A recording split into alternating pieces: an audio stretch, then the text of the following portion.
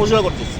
কি কাউন্টার নাম বলুন? বিআরটি নতুনবাদ বিদ্যুৎ গেট সংলগ্ন এই কাউন্টারে কাজ করার সুবাদে কিছু অসাধু ব্যক্তি আমার উপরে অন্যায়ভাবে আমার শারীরিকভাবে অত্যাচার করে এই কাউন্টার দখল করে নেয়।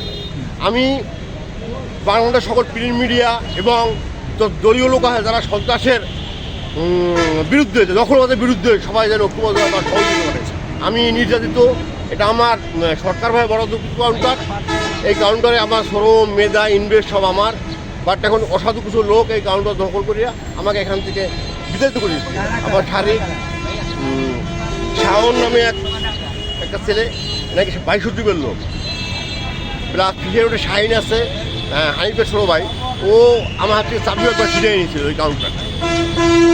আমি একটা আপনার যারা প্রিভিডি আছেন বা যারা প্রশাসনের লোক আছেন তার সাংবাদিক তাদের জোর দাবি আমি আমার কাউন্টার সদভাবে ফেরত পাওয়ার জন্য যে যত সহযোগিতা করলে আমার পুরো ব্যাকগ্রাউন্ড পরিচালনা করে সবাই A to Z, এখানে যারা কর্ম করে শ্রমিক ড্রাইভার পাম্পের স্টাফ চার দোকান সব দোকানে তদন্ত করে দেখবেন একটা লোক বলবে জাহিদ সম্বন্ধে নেগেটিভ কোনো জাহিদ কারো জুলুম করছে, জাহিদ কারো পায়ে পাঠাচ্ছে, জাহিদ তার উপরে অন্যায়ভাবে কোনো রেফারেন্স কর্ম করছে। আমি সৎভাবে বিনিয়োগ করি, একজন সৎ শ্রমিক, আমি এখানে কাজ করি, আমি এখানে গাড়ি বিভিন্ন গাড়ি ভাড়া নিয়ে চালাচ্ছি, আমার এখানে যথেষ্ট সুনাম আছে। আমি আপনার সবের কাছে আমার দাবি আমার নামে সরকারভাবে কাউন্টার বরাদ্দ করা অফিসিয়ালভাবে আমার ডকুমেন্টস আপডেট 2020-এর 8/6।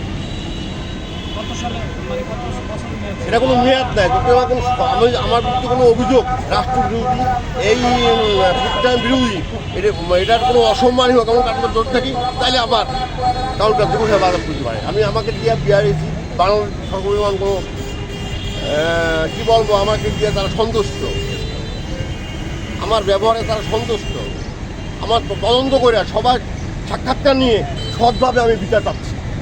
আমি নির্যাতিত।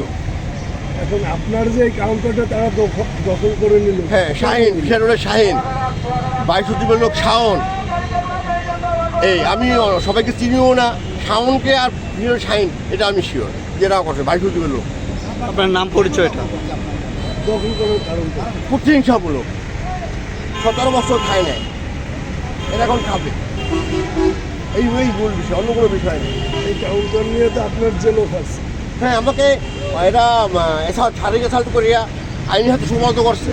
তারপর আমি ওখান থেকে প্রশাসনরা তদন্ত করা হয়েছে, তদন্ত দেখছে আমার কোনো জায়গায় নেগেটিভ কোনো কিছু পাইনি, আমি অন্যভাবে কোনো রাষ্ট্রবিরুদ্ধে কোনো কাজলা কোনো সম্পৃক্ত নেই, আমি সৎ শ্রমিক, আমি সৎভাবে জীবিকা নির্বাহ করি।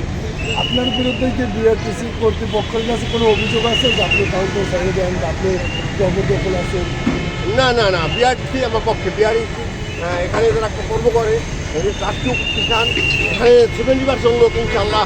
আমি এখানে যখন থাকবো না তাদের কাছে আপনারা সাক্ষাৎকার নিয়ে গোপনীয়ভাবে জানে যেটা বলছি। আমি কতদিন যাবত আপনি এই কাউন্টারে উপস্থিত না? 13ই নভেম্বর 2024 থেকে আমি এই কাউন্টার থেকে আমি দায়িত্ব। এখানে কিসের দায়িত্ব ছিল? এখানে আমি এই কাউন্টার প্রতিনিধি, সরকারিভাবে আমার নামে এই কাউন্টার বরাদ্দ হচ্ছে, সরকারের সব নিয়মকানুন মাইনে আমি কাউন্টার পরিচালনা করতেছি। আপনি কমিশনটা পান কীভাবে?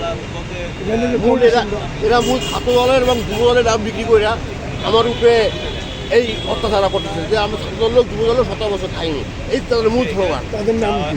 একজনের নাম শাহিন, বিশেষ শাহিন, ৬২ লোক শাওন। এই কোন দল করে? এরা কোন দল করে? তারা বলছে বিআরটি ম্যানেজার যেখানে আমার কিছু করণীয় নাই, যা শক্তি আছে সেই কারণে বিবেচনা করবে। আমি এখন অসহায়, আমাকে বিভিন্ন মানুষ বিভিন্ন আমি কার কথা কাকে বলবো যে আপনি বিবেচনা করেন। এখানে বিআরটি বা কর্তৃপক্ষ ইনশাআল্লাহ ন্যায়ের পক্ষে। এখন আপনার দাবিটা কি? আমার দাবি আমি কাউন্টার আমি পরিচালনা করবো। আপনার কাউন্টার? হ্যাঁ, আমার কাউন্টার, এই জন্য আমার সময় সন্তান সৎভাবে